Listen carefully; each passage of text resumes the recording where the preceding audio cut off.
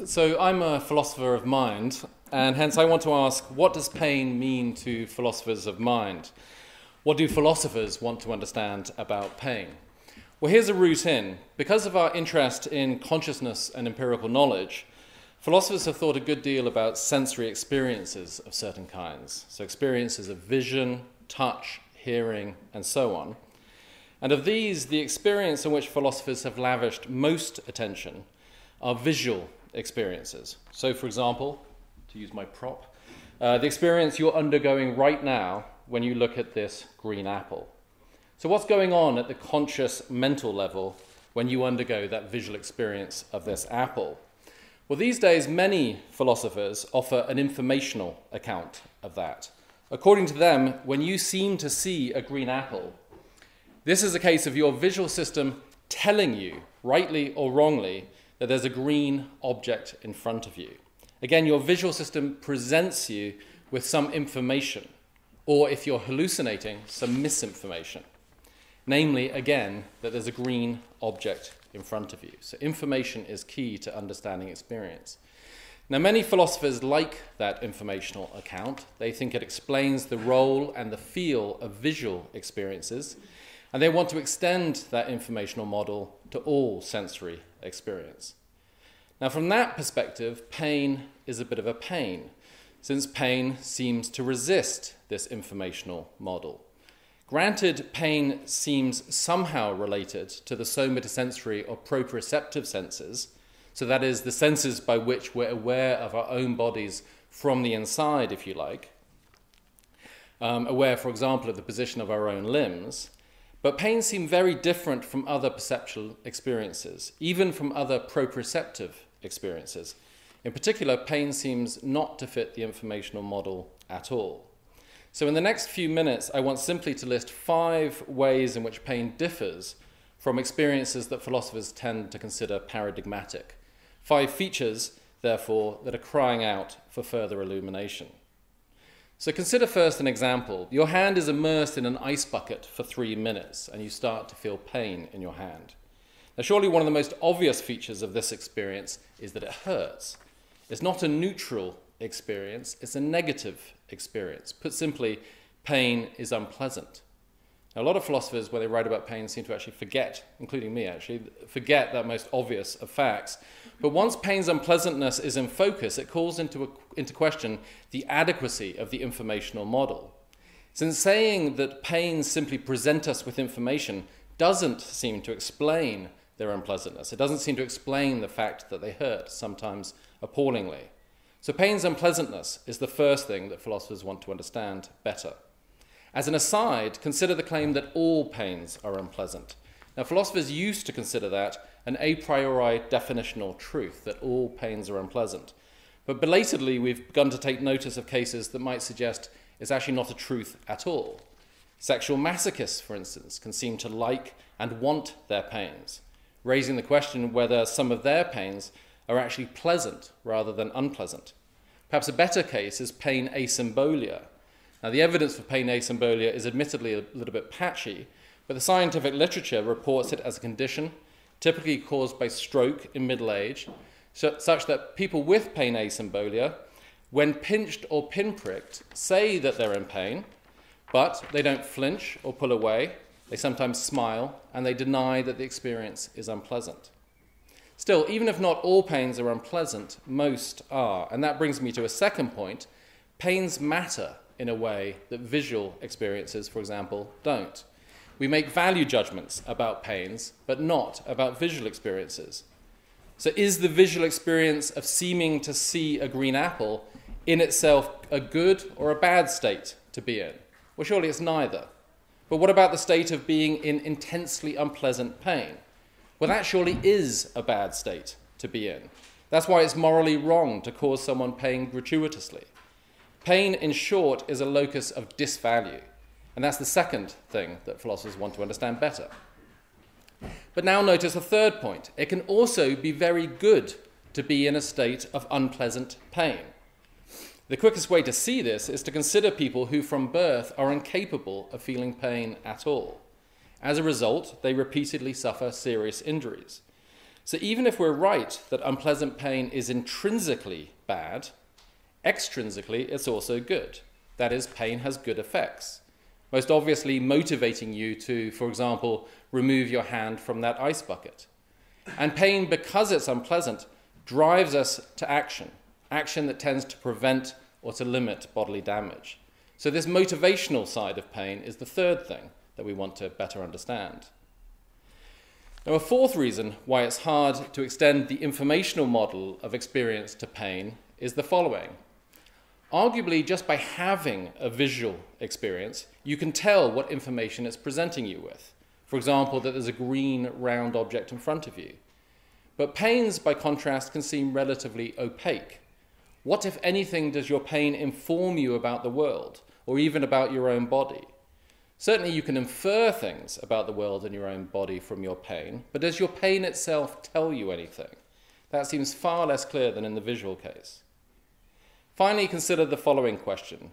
The apple you're seeing is in my hand, but where is your experience of the apple? So the apple's right there. Where's your experience of the apple? And that's a very odd question. And most people either dismiss it as the wrong kind of question, or they reply that the experience is, I guess, in your brain. But what about the following question? When your hand is in the freezing water, where's your pain? Well, that's not an odd question. And we're naturally inclined to say, well, it's in your hand, of course. So the question is, why do we locate pains, but not other perceptual experiences, not even other proprioceptive experiences around our bodies? Our locating pains around our bodies can seem puzzling. After all, pains are not states of peripheral injury. Pains are not episodes of peripheral nerve activity. Indeed, there's nothing physical in one's hand that is plausible to identify with one's pain. So what is it that's in your hand when you have a pain in your hand?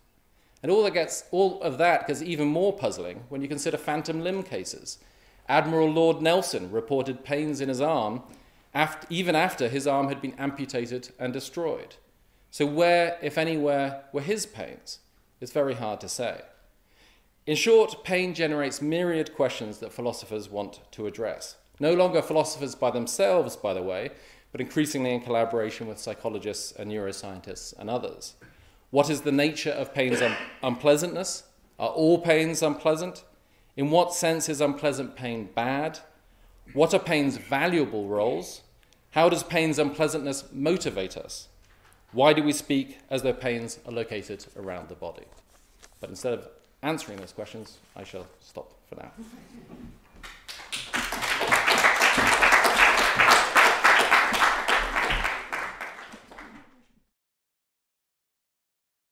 I'm standing here as a clinician today. I do research, but it's my clinical perspective that I wanted to pass over to you. And the way that I think people listen best is by a story. And I thought the easiest thing was to talk you through one of my clinics. So we're going to start back in February. It's a very cold February morning. I've got up early, as usual on a Tuesday morning. It's a Tuesday. And of course, come downstairs at home. The cat has missed the cat litter tray again, and I clear it all up, sort it all out, while the rest of the house are waking. Get myself dressed, washed. I have no thought about what clothes I'm going to put on because it's easy. I open the cupboard door, there's clothes there's shoes that I could take a selection from, and it's simple. I get dressed and I breakfast, out of the door. Of course I'm taking the car because I'm late again. No bus, not a hope. Get in the car and I suddenly remember it's gym tonight. I should have got all my clothes. Shout up the stairs. No, nobody's still awake. Rush up there, collect my bags, back to the car. Drive into town, and it's Bath, so it's reasonably easy, find a space, and I walk pretty effortlessly up to the hospital and come to my clinic room. I'm very fortunate that I have excellent colleagues who I work with there. And on the clinic desk, I have 4 sets of medical notes. Those notes will tell me a little bit about the 4 people I'm going to meet that morning. That's a very unidimensional image that I have of those people. It'll tell me a little bit about their past history, more about the investigations that they've had, a little bit about how the pain has affected them, perhaps a very small bit about the individuals themselves. And I have learnt over the years that I've worked as a clinician that in fact the impressions that I draw from the notes are commonly completely inaccurate compared to meeting that person face to face. So my very first person arrives, and it's a young girl, 23-year-old. Her name is Lucy. She's come from Brighton. I haven't explained, we run a national service. People come a long distance to come and seek our information. So often they've waited a couple of months or so. It's an exciting event for them. For me, it's a Tuesday. Lucy arrives. She's accompanied by her parents. She's in a wheelchair. It's a cold, frosty February day. Lucy arrives in her shorts. On one foot, she has a trainer and a sock. The other foot is completely bare. Looks blue, cold. She explains to me that she'll wear nothing any more than shorts. Ideally, she'd wear nothing at all on her lower half because the pain is so bad. She travelled up with her parents the day before from Brighton. Every so often they had to stop the car because the vibration in the car makes Lucy's pain worse. As I've said, Lucy's 23. She was a student. That was her definition of who she was. She was at university. She got a first in her first degree. She was expected to go on to a master's, but that summer she played netball for the university team, fractured her ankle. Since then, it just hadn't got better. 18 months down the road, she's in a wheelchair. Her parents do everything for her. Her friends have carried on with their lives. They're off at different universities, started careers. She lives on Facebook, tracking their movements. She doesn't leave her room unless she has to. Lucy can't choose what she wears. High-heeled shoes are no longer an option. Going to a club is out of scope. She can't cope with the noise. Selecting shoes, she'd love that pleasure if it meant she was going out and doing other things. For this 23-year-old, her life has stopped. The next person who comes through the door is Paula. Paula's 62. Paula has recently retired. She used to work in the post office. She had a lovely group of friends, chatted to daily. But unfortunately, when she was 60, she decided, actually, I want to get fit before I retire, before we go travelling with my husband. I'm going to have that routine surgery I should have had done ages ago. So she had routine surgery to her hands. Lo and behold, left one healed up beautifully, right one didn't. The right one has continued to be excessively painful to her.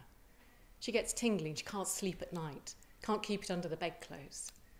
But what distresses her most is the fact she's now a new grandmother. She can't care for her daughter, who she was always cared for when she was a new mother by her mother. She can't lift her grandchild. She wants to know how we can sort that for her. Her husband is completely exasperated by the whole situation, has no idea what she's talking about. It's healed, it's sorted. How can you say this looks painful? How can you say this looks huge? It looks normal. Get on with it. For goodness sake, we want to go travelling. Paula's not sure who to talk to anymore, quite whether she's believed or not about what she's experiencing. She no longer has her work colleagues. This was to be the best time in her life.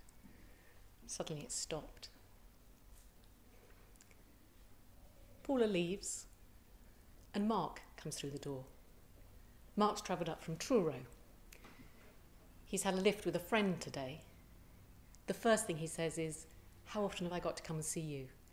I'm on benefits. I can't afford to do this journey that often. It's too expensive. Family are helping me to pay the mortgage. We're not managing. We've talked about that. And in fact, Mark was working as a farm labourer.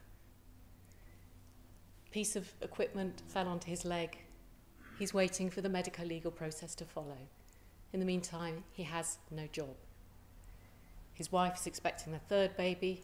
They've got 2 children under 5. He can't play football any longer, kick the ball around with his son in the garden. He feels inadequate as a dad. He tells me, actually, I'm really angry with life. I hate life. And who would notice if I wasn't here? It'd be so much easier if I didn't have to turn up each day. My wife would manage much better without me.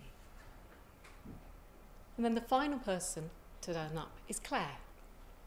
Claire's in her early 40s. She's got a partner, a new partner, that she was excited about. She met him just before Christmas. But unfortunately, during that party season, Claire tripped, just as she was leaving a restaurant, fell onto her hand, fractured her wrist. Claire works in the city. She's an insurance broker, has very long, lengthy days, busy, tight deadlines. She has to be there. She has to be smart. She has to wear a suit that covers that painful arm. She has to shake hands when she meets anybody new. She says, all I want to do is just withdraw my hand. I don't want anybody to touch it. She used to, quite happily, drive herself, park at the station, take the train. But now all that's gone. She can't drive. She has to take a bus. Sometimes she takes a taxi if she's too tired. She used to be a fit girl that went to the gym regularly. She says, the weight's got up. I can't get to the gym. I'm exhausted when I get home. Can't do that. She's worried about losing this new relationship. All that excitement that she had ahead of her. How is she going to keep working? If I reduce my income, I can't pay the mortgage. I will live in the city. How will I cope? Clinic finishes. I put all of those stories into a medical letter that I dictate onto a machine. We've talked about their pain, a tiny amount. We've talked about how it feels for them. But what always strikes me as I leave that clinic room and I race up the stairs in all the other busy things that I'll do that day, is at no point did I have to think of doing any of that. It just happened. These 4 people travelling back to their long distances, those lives. My colleagues and I, we can't sort anything that day. They've arrived with hope. We hope we leave them with hope. But effectively, they're back to how they were that night. So for me, pain is not so much about the fact that it burns, it hurts, it's constant. It's about the impact it has. And that unpredictability, it stops people's lives in their tracks.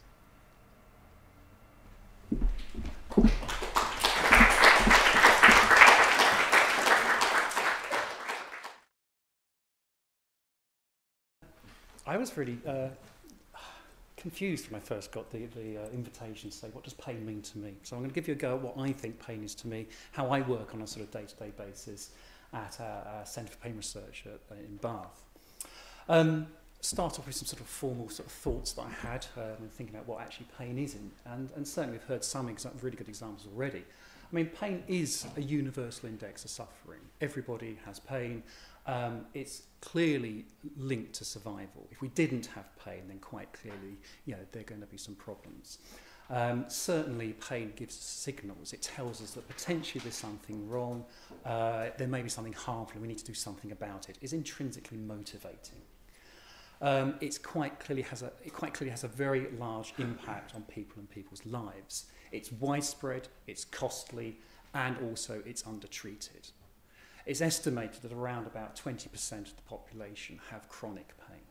There's a huge number of people who are suffering from disabling chronic pain. I think the key point, and I'm a psychologist, and I think certainly sort of one of the sort of core points I'd like to make today is that pain is more than a sensory experience. And we know that, for example, if you hurt yourself, and you measure the amount, or you ask people about the amount of pain they experience, they don't necessarily have a one-to-one relationship. So there's variation in pain experiences. It's highly variable. There are lots of individual differences, both between and within individuals. So pain's more than a sensation, perhaps understandably, given I'm a psychologist. I'd certainly argue that pain has psychological aspects to it. How we think, how we feel, all have an impact on behaviour, and pain is included here. In addition, the social context also plays a very important role. We just heard very eloquently the whole context in which someone has pain, the context and how people around you also reinforce certain behaviours. So pain is variable. It varies between individuals, and certainly one of the sort of key interests that we have in Bath is this variability and trying to explain this variability. Is it through psychological factors, social factors, other individual differences? One of the sort of key interests I have, and something which I've been looking at over the past 10, 15 years, is to what extent pain is gendered. In other words, to what extent being male or being female has an impact on pain and your experiences. So what I'm going to do in the next slide is actually sort of go through some of this sort of work. What I'm arguing is that certainly pain is more than a sensory experience. It has this biological, psychological and social component. And we can apply that sort of approach to try and understand whether there are sex differences, and if so, what are the reasons or mechanisms that may actually help us understand this. Okay, to start off with, oops. First question, of course, is are there sex or gender differences? So, hands up. Who thinks there are gender differences in pain? Be brave. There are. So you think there are differences. Keep your hands up if you feel that women report more pain than men.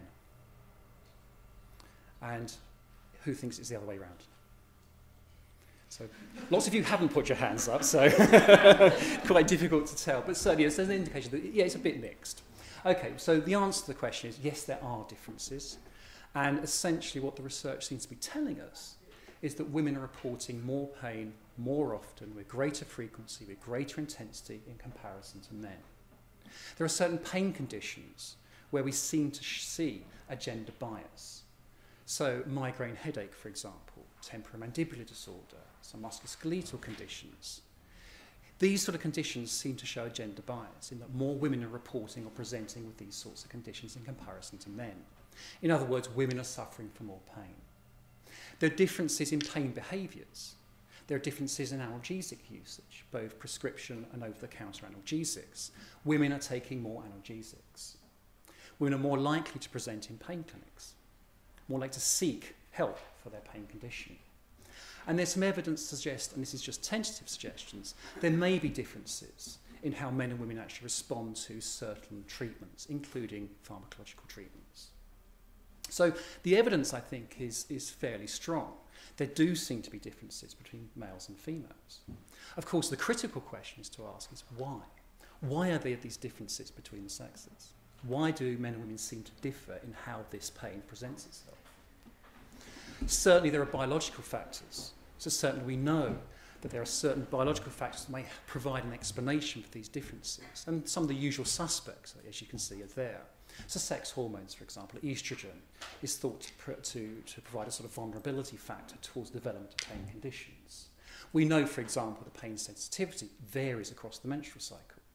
We know that some of those pain conditions, such as headache, such as temporomandibular disorder, do seem to show this gender bias more frequently during the reproductive years, again implying there may be a sex hormone issue. And there are a range of other biological factors that have been proposed to help explain some of these differences. But it's not just biology. There's the psychological and the social context, which can also provide an explanation. And certainly psychologically, how we think, how we feel as males and females, these also seem to have an impact and provide certain explanations for some of these differences.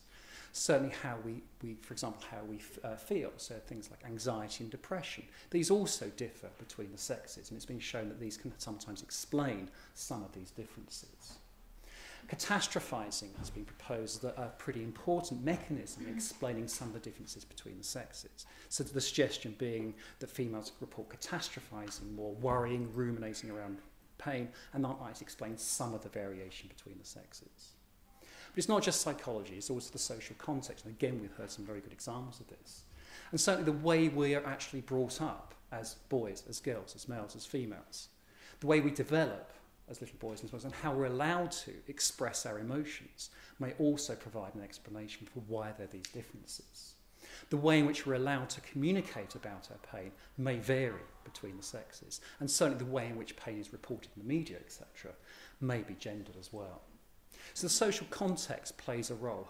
Who we're talking to about our pain, how this pain and the pain behaviours we exhibit, how they reinforced by partners, by friends, etc. And does gender play a role here? So what I've hopefully illustrated in the very few minutes is that certainly pain has this sort of biopsychosocial component to it. It's not just a sensory experience. There's certainly evidence to suggest that there's great variability, and I've picked on the sort of gender differences side of things. Finally, what I wanted to do is actually just leave you with hopefully some optimism. So I thought, well, what does it mean to me? Well, I think it's a great opportunity It's a great opportunity to innovate, to improve what we currently do. And just taking that sex difference issue, I think what we need to do as researchers, for example, is to stop the scientific inertia around these differences. These differences are there, and we need to embrace this. Unfortunately, most research does not do this. Most research actually statistically controls for sex differences, rather than looking at it in its own right. So we need to educate people around these differences and when we need to think about these differences. And although I've been talking about differences, I have to also acknowledge there's a great deal of similarity between males and females as well. There's great variation within as well as between the sexes. And so we need to understand when are those similarities there and when are there differences. And finally, we obviously need to think about the treatment implications. If men and women do perceive pain in different ways, do we need to start thinking about more gender-specific type of intervention? Thank you.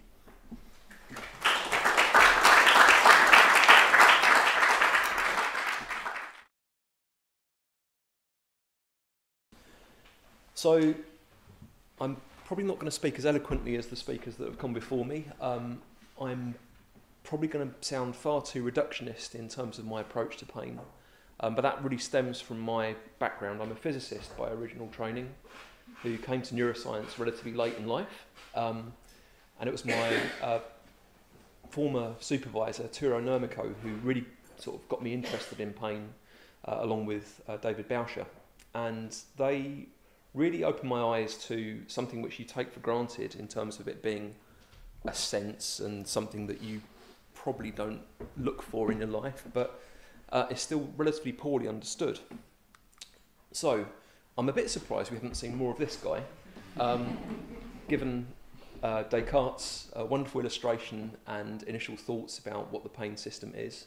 So in his treatise de l'Homme, he wrote that the boy experiences the fire on his foot, and the pain particles somehow travel by pulling on the little levers and wires, as was the mechanical understanding of how the human body works at the time, to pull on the centre of all understanding, which turned out to be the pineal gland. Now, that was an inspired, perhaps not choice of end target organ, but it certainly opened the way to our understanding of how pain could be transduced, transmitted, and ultimately it points very clearly to being the end organ as being the brain. So we roll forward 350 years, and how much has our understanding actually improved? And you'd have to say, up until relatively recently, our understanding hadn't moved forward that much. And so the conventional clinical teaching of how the pain system was wired up was something called a 3-neuron system, where you'd have a peripheral afferent fibre conveying the pain signals from the periphery to the spinal cord. That information would cross over into the other side of the cord, traverse up through the cord past the midbrain, and make its next synaptic connection in the thalamus, and from there project to primary somatosensory cortex. So far, so good. So we've got 3 neurons and one end target organ, which is no longer the pineal gland, it's now the somatosensory cortex. And that's fine as far as it goes, apart from we know from animal literature that actually there are relatively few pain-sensing fibres in the somatosensory cortex. And people have reported as long ago as the turn of the 20th century that soldiers who suffered injuries through the First World War and lost part of their parietal lobe and were missing the somatosensory cortex were still able to perceive pain on the effect on the contralateral side of the body. So that doesn't point to the somatosensory cortex as being the target organ and absolutely necessary for perceiving pain. So this is where I started, with an MR scanner, with a tool of the trade, which is a pain device, and we will take healthy controls by and large, put them into the scanner, and then try and find out how they're wired up.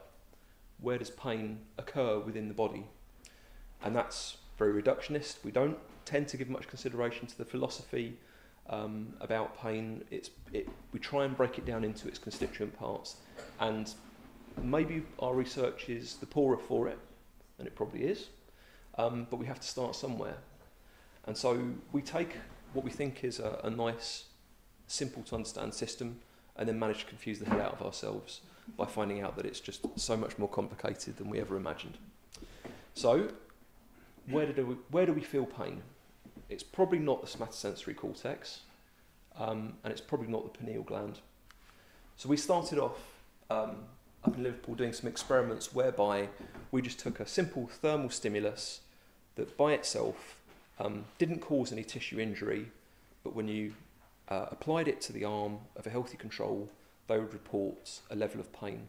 And we used something as vague and subjective as a numerical rating scale. So we asked them on a scale of 0 to 10, how much did that hurt? And that's completely open to interpretation.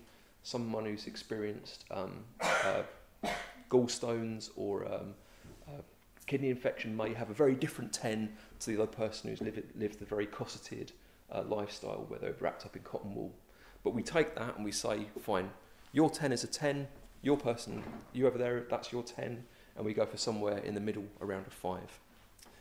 And then we deliver that painful stimulus on the left and right sides of the body, and then look within the brain to find out where does the activity switch sides and potentially reflect the input coming into the spinal cord and crossing over to the other side of the brain.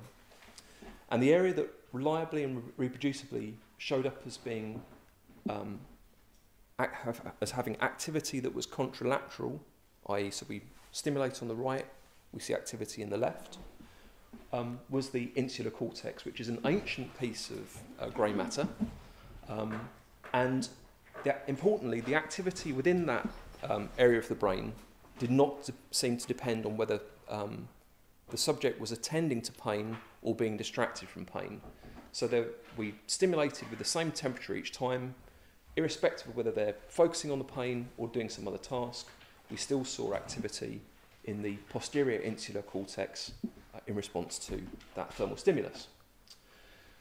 So I was then approached by a researcher called Bud Craig, who was interested in this research and was putting forward a hypothesis based around interoception and the sense of well-being of the body based on lamina 1 primary sensory neurons and projecting to the brain.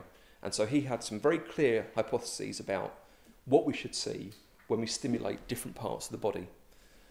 So we then went on to look for sensory maps. And so we would stimulate the face, the hand and the foot and ask, are there any different brain areas that respond that could potentially be a map that allows the brain to say, well, okay, I've got pain, it's on my foot, or I've got pain, it's on my hand, or I've got pain, it's on my face. If you were to take away the visual input to see where you're actually being stimulated. And what we saw was that there was indeed an organisation, a somatotopy within the brain that did seem to have distinct activity for stimulation of the face, the hand and the foot. They're shown in red, green and blue here. Okay, so that's all well and good. We managed to get that published, which was nice. And then I didn't think much more about it until I bumped into a doctor from Lyon, sorry, at a pain conference. And he said, well, we've got some interesting findings from patients that we've studied who are being treated for temporal lobe epilepsy, for epilepsy in general. And part of their pre-surgical evaluation is that to try and localise where the seizure focus is, where's the part of the brain that's causing their epilepsy, they would have depth electrodes implanted into the cortex to try and see where the unusual electrical activity that's causing their epilepsy is emanating from. And then they would try and remove that part of the brain tissue to leave them hopefully seizure-free. So this is a pre-surgical evaluation.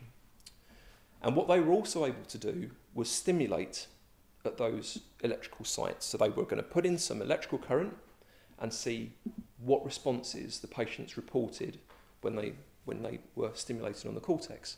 And over 2,000 stimulation sites across many patients, they stimulated over the cortex. And not one patient, so the story goes, reported any sensation of pain. And this mirrors previous reports of cortical stimulation not producing pain. Okay, so where is the pain? Well, it turns out for the select few patients who had a suspected seizure focus that lay within the posterior insula, they would have depth electrodes placed deeper into the brain. And in those sites, when they stimulated, they produced sensations of warmth and pain referred to the other side of the body. So they were stimulating the right insular cortex and felt sensations referred to the face, the upper limb and lower limb. So here we've got two broadly converging sets of evidence. One where we've stimulated in the periphery and recorded centrally that said there's this pain area, or this map for pain that's preserved in the body. And equally, if you stimulate in those same areas, you can refer sensations to the contralateral body site. So there's just the overlap there. So I'd like to leave you with perhaps a bit of an update to Descartes' boy with his foot in the fire, and say that we can actually learn something about the way we process pain, admittedly in a very reductionist way, by using brain imaging to look both in the cord, the spinal cord, and further up the central nervous system. So, thank you.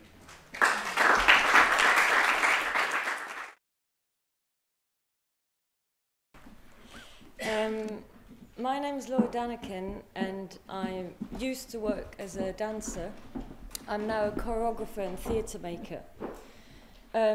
Prior to doing that, I danced for about 10 years. I had great physical capabilities and strength, and I travelled across Europe and the world performing and teaching movement. In early 2012, I went to sit down on a chair and my back went. A sharp nerve-tight pain travelling from my spine through the right side of my back. As a dancer, pain was a fairly regular occurrence for me. I'd had long-term hip problems and I was used to working through pain. So when my back went on that morning, I assumed that it would be the regular cycle of pain, take a break, do some treatments, recover, get back to work. Only this time, although the pain started from a really minor incident, it didn't get better. I had treatments and I rested and I did all the things one can do to aid recovery, and yet the pain persisted. It didn't only persist, it escalated. Jobs were cancelled. I consulted a growing number of specialists. Various diagnoses were offered, but none were conclusive. No clear cause of my pain could be detected. A year passed, and eventually an MRI scan was carried out at my request.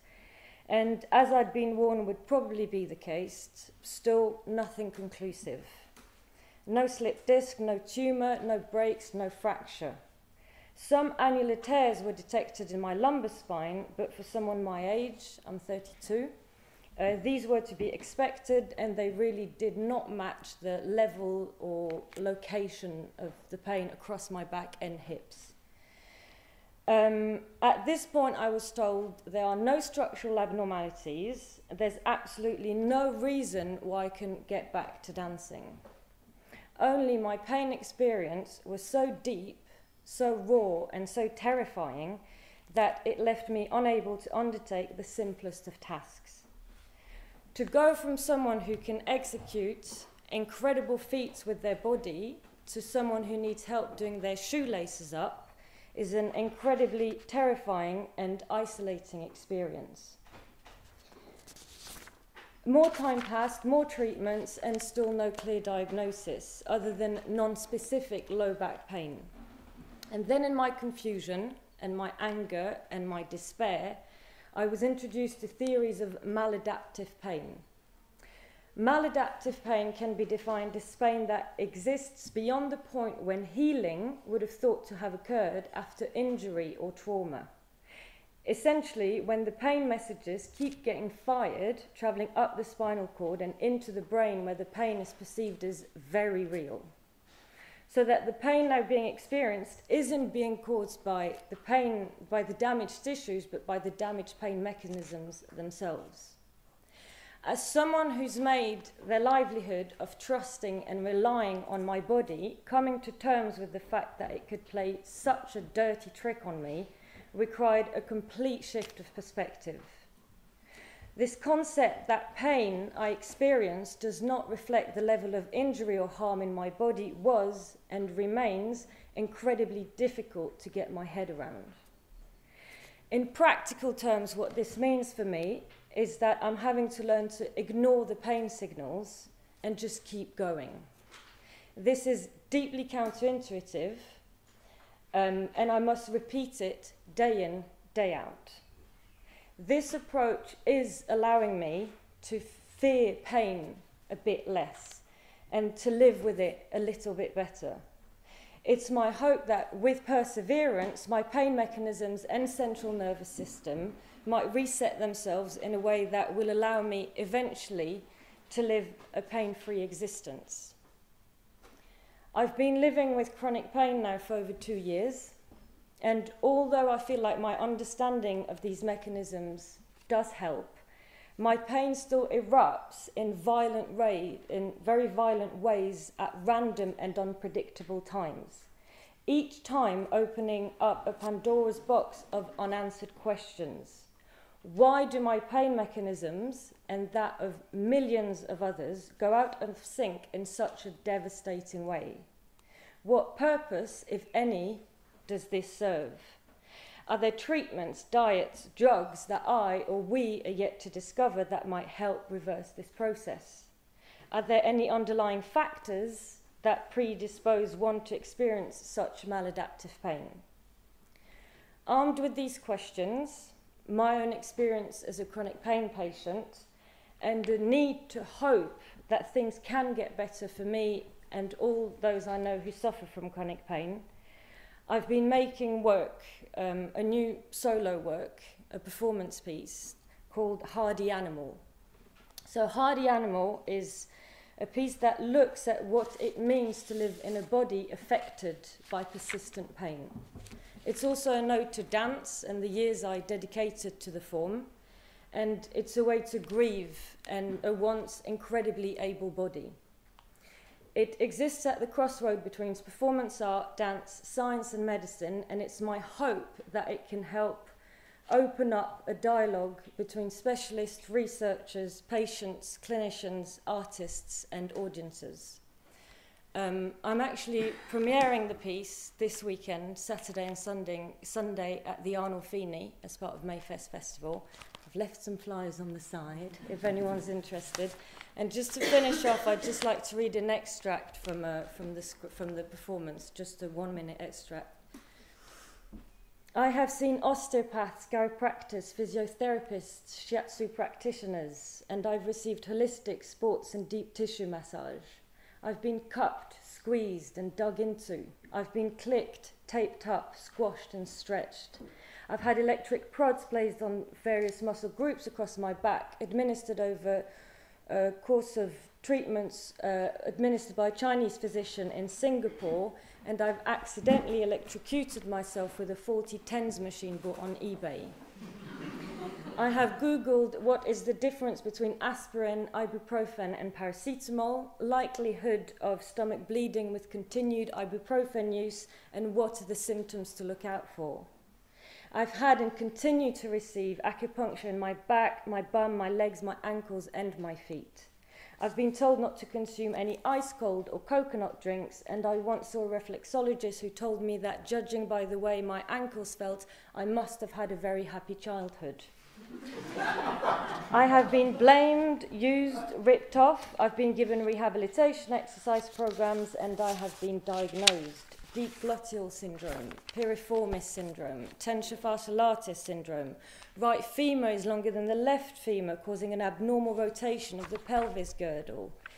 Left gluteus medius dysfunction, hypermobility of certain segments of the spine caused by hypomobility of other segments, a definite contributing factor. This goes on. I have met excellent therapists and I have met charlatans. I've turned down treatments from well-meaning people I simply didn't trust. I have walked out of a one-on-one CBT session educated myself and my GP about the chronic pain management programs available to patients. I've been on 6-month waiting lists and I've been told there's absolutely nothing wrong with me. I have been held and I have been comforted.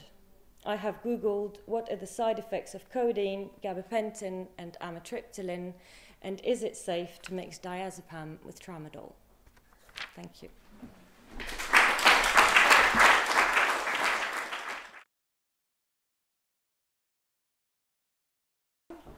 My interest in the subject of pain is not to do with real pain, contemporary pain, or pain of any real people, but because I'm an historian, art historian who looks at religious experience and religious behaviour, I spend some time looking at the ways in which people pictured pain and the ways in which they tried to use pain as a vehicle for religious experience. I'm interested in sensory experience more generally, so how did people see and hear and touch in their religious experiences?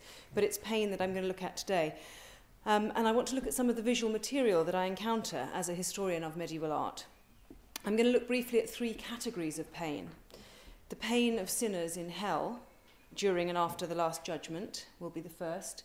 Then the pain of Christ on the cross, and then the pain of witnesses to the crucifixion. Now, the first 2 categories are explicitly physical pain, but the last category is a little bit more fluid. And the images that I'll show to illustrate that category depict perhaps primarily emotional pain, but emotional pain that can have a conceptual basis in physicality. We'll come back to that, and perhaps we can pick up those connections in discussion later. But for now, let's start in hell. This chapel, known as the Arena Chapel, was decorated by the preeminent Florentine painter Giotto in the early 14th century for a prominent citizen of Padua. The interior walls carry frescoes depicting the life of Christ, and on the west wall, a huge representation of the Last Judgment. On the bottom right is represented hell, where those found wanting are sent to be chewed up by Satan or fed by demons into fiery pits, or tied up and dragged across rocky terrain by demons, or are pinched, raked, bitten, or have their hair pulled, all while rivers of fire flow around them. It's interesting to see that the humans are enlisted into self-torture, biting, scratching, and beating themselves and one another. Fra Angelico's painting of the same subject from 1435 separates those fortunate saved in their garden of paradise leading up to the heavenly city from those in hell. They're subjected to various types of pain and torture, some inflicted by Satan's minions, and some, again, meted out by other human souls or self-inflicted. And here this group of sinners are wrapped up in serpents' tails and bite themselves and one another. Rogier van der Weyden's panel painting, a contemporary Northern European version of the same theme, so from 1434, gives us less variety of torture, but hints nonetheless down here, again with hair pulling and grimacing faces, at the misery and pain to come once these souls at the threshold of hell meet their full fate. This altarpiece, now in a special gallery in the Hôtel Dieu in Beaune, was once in the hospital ward there and could be made visible to the patients in their beds to encourage thoughts of a good death. This very old photo is one of the few that survives to show it in the original placement of the piece. So here are the beds, and you would be privileged to gaze when this was open on that vision that you've just seen. Now to move to Christ's pain at the crucifixion, but to stick with hospitals, as it turns out, we turn to the Isenheim altarpiece. This complex, multi-winged altarpiece now stands in the Unterlinden Museum in Colmar, Alsace. The central panel shows the crucifixion of Christ in a relatively common composition, that's to say with St. John and the Virgin Mary on one side, and Mary Magdalene at the foot of the cross, and John the Baptist. What's unusual, particularly about this depiction, is the degree of concentration on the wounds of the body of Christ. The wound in his side and the wounds inflicted by the crown of thorns copiously ooze blood, as they often do in depictions both painted and sculpted at this time. But the painter here has depicted countless wounds all over the body of Christ, which we must assume came originally from the whippings and scourgings Christ received even before he was raised onto the cross. Look, for example, at the tattered condition of the loincloth as well as his body. The thorns from the crown pierce his flesh, and the ends of broken off thorns stick in his skin. This image helps and helped to bring home to observers the extreme physical pain that they were aware Christ must have experienced during his passion. Like the Rogier van der Weyden Last Judgement, it was painted for a hospital setting. It was made for the monastery of St. Anthony at Isenheim, where the monks specialised in care for patients with skin diseases. So this may partly explain the particular concentration in this image of the crucified Christ on the wounded skin. Patients with painful skin diseases could draw comfort, perhaps, from the suggestion that Christ had shared in a similar kind of pain. Finally, the idea of sharing in pain brings me to my last examples. This image of the deposition of Christ from the cross by Rogier van der Weyden again shows Christ's body being taken down from the cross and depicts the heavy weight of his corpse being held by his attendants. The Virgin Mary, his mother, has swooned in her grief, and her body adopts an echoing posture, the arm here echoing the arm there, and the line of the bodies are aligned. This cleverly responds to the warning that the Virgin was reported to have received when she first brought her infant to the temple. Simeon declared to her that a sword will pierce even your own soul, and that was understood as a prophecy of the way she would feel when Christ was crucified. So this was understood to refer to her great pain and suffering that she would undergo with Christ at his death. The Virgin's deathly pallor suggests almost that she has died along with him, and that this actually has an important theological implication. She shares in his suffering. She undergoes compassion. We would understand that term to mean sharing in someone's suffering, and it comes from the Latin co-passio, suffering with. This compassion gives her a status as the co-redemptrix, and medieval theologians talked of the Virgin Mary as co-redemptrix, as sharing in the work of the redemption. So the physical and the emotional pain that she undergoes at the death of her son makes her a direct party in the redemption won by Christ's sacrifice. The emotional pain of the other attendants is writ large on their faces and adds further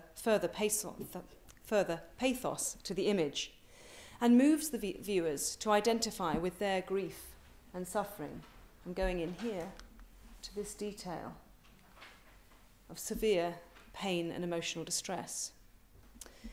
Now finally, I want to turn to a few images of angels, which are used in a similar way to move viewers to identify with Christ's suffering. This sculptural ensemble near Dijon shows prophets and angels around a hexagonal drum base, upon which once stood a sculpted depiction of the crucifixion, now lost. The angels around that drum are particularly dynamic, each adopting different postures of grief. Here this angel wipes away tears from his eyes. Actually, angels have no gender, but we have to use one. And here this one rubs also tears away from the eyes. These offer models for the correct kind of thought and behaviour that was supposed to be adopted by the monks in whose cloister this ensemble stood. And so the idea of grieving angels takes us back to where we started, with Giotto in Padua.